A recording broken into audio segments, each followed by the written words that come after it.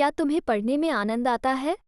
कल्पना कीजिए कि आप यह निर्णय लेने का प्रयास कर रहे हैं कि कौन सी पुस्तक पढ़ी जाए।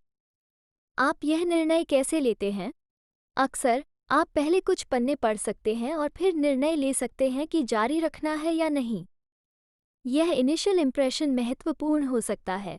जब आप किसी से पहली बार मिलते हैं, तो पहले 1.5 मिनट के दौरान वे आपके बारे में कैसा महसूस करते हैं, ये वास्तव में लंबे समय तक उनके साथ रहता है। जब हम नए लोगों से मिलते हैं, तो वो पहला संपर्क हमारे आपसी संबंधों के लिए महत्वपूर्ण होता है। तो क्या आप अपना पहला इंप्रेशन सबसे अच्छा बनाना चाहते हैं? यहाँ हम आपको साइंटिफिक वेज बताएंगे जिससे आपको आपकी जर्नी स्टार्ट करने में मदद मिलेगी। पर उससे पहले, कृपया इस वीडियो को पार्ट 1 देखें, जिसमें हमने बेसिक चीज़ें बताई हैं जो आपको जाननी चाहिए। तो मैं आशा करती हूँ कि आपने पार्ट 1 देख लिया होगा, तो चलिए शुरू करते हैं। जब भी आप किसी अनजान व्यक्ति से मिलकर बातचीत करते हैं, आप दोनों के बीच के पहले 90 सेकंड को रैपो कहा जाता है। इन 90 सेकंड में आपको पता चल जाता है कि सामने वाला आपको पसंद करता है या नहीं। तो आइए समझते हैं रैपो। रैपो का मतलब है कि हम इंसान भावनाओं में दिमाग से नहीं बल्कि दिल से फैसले लेते हैं। और रैपो बनते समय भावनात्मक रिलेशन बनाने में मदद मिलती है। अगर कोई दुखी है और आप उससे थोड़ा दुखी हो जाते हैं तो आप उससे अच्छा कनेक्शन बना सकते हैं।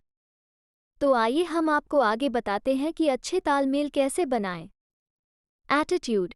हमारी भावनाएं और एटीट्यूड दूसरों के साथ हमारी बातचीत में महत्वपूर्ण भूमिका निभाते हैं।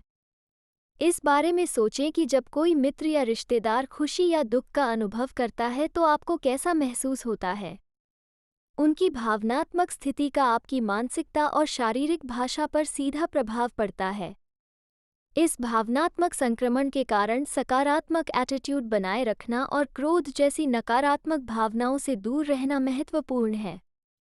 एक सकारात्मक और सेल्फ कॉन्फिडेंस पूर्ण रवैया संक्रामक हो सकता है और आपको दूसरों के साथ अधिक प्रभावी ढंग से जुड़ने में मदद कर सकता है। क्या आप जानते हैं कि शोध से पता चला है कि भावनाएं अत्यधिक संक्रामक होती हैं? जब आप किसी की भावनाओं के प्रति सहानुभूति रखते हैं, तो यह न केवल आपके रिलेशन को गहरा करता है, बल्कि आपके शरीर पर भी इसका शारीरिक प्रभाव पड़ता है।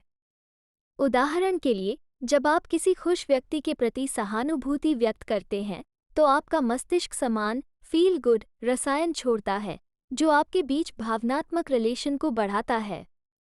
2. सिंक्रोनाइजेशन। हमारे ह्यूमन साइकोलॉजी में एक दिलचस्प विचित्रता है। हम उन लोगों की ओर अट्रैक्ट होते हैं जो हमारी इंटरेस्ट्स और प्रेफरेंस को साझा करते हैं। यदि आप कोई विशेष ड्रामा, सीरीज या फिल्म देखना पसंद करते हैं, तो आप स्वाभाविक रूप से उन लोगों के साथ बेहतर तरीके से जुड़ पाएंगे जिनका समान जुनून है। ऐसा इसलिए है क्योंकि समानता आराम और अपनेपन की भावना पैदा करती है, जिससे संबंध मजबूत होता है। इस मनोवैज्ञानिक घटना को सिमिलर अट्रैक्शन इफेक्ट के रूप में जाना जाता है। यह न केवल संबंध को गहरा करता है बल्कि इसे बढ़ावा भी देता है। अपनेपन और विश्वास की भावना। अफेक्टिव कम्युनिकेशन में विभिन्न पहलू शामिल होते हैं, जिसमें नॉन वर्बल मैसेज महत्वपूर्ण भूमिका निभाते हैं, जो समग्र कम्युनिकेशन का 55% हिस्सा होता है। मैसेज कन्वे करने में बॉडी लैंग्वेज और दृश्य संकेत आवश्यक हैं, जबकि स्वर का योगदान 38% है। बाकी 7% बोले गए शब्दों पर निर्भर करता है। सबसे महत्वपूर्ण घटक बॉडी लैंग्वेज है। अपने नॉन वर्बल कम्युनिकेशन को बेहतर बनाने के लिए मिररिंग तकनीकों का उपयोग करें। जिस व्यक्ति के साथ आप कॉन्वर्सेशन कर रहे हैं उसकी बॉडी लैंग्वेज की नकल करें। यदि वे बात करते समय झुकते हैं, तो ऐसा ही करें, क्योंकि इससे कॉन्वर्सेशन में उनकी रुचि बढ़ती है।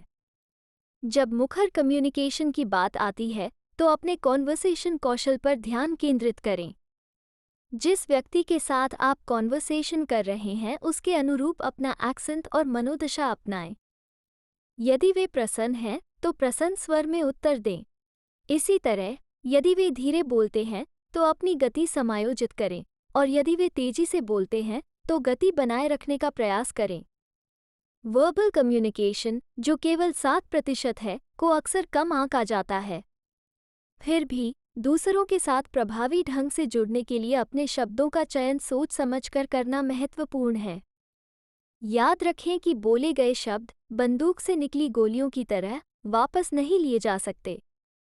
इसलिए बोलते समय अपने वर्बल कम्युनिकेशन का हमेशा ध्यान रखें। ऐसे ही वीडियो के लिए सब्सक्राइब करें, कमेंट करें। हमें बताएं कमेंट बॉक्स में कि आप इस वीडियो से क्या सीखें। हमें इंतज़ार रहेगा आपके फीडबैक और कमेंट का। तो चलिए कल से बेहतर बने।